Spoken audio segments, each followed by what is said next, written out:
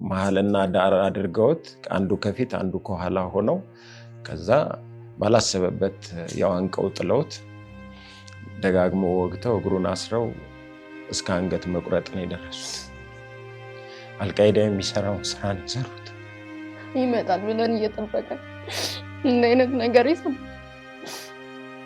በራሱ ጫማ ማሰራ አስረው ወቅቶ ነፍሱ አልወጣም ሲል አንገቱን ቀልቶት ለጅብ ነው የሰጡት። አስከሬኑን ያለበትን በዶዘር አስቆፍሮ ነው ያወጣው እና ግድያው ደግሞ ለሰው የሚነገር አይደለም፣ ቀፋፊ የሆነ ግድያ ነው።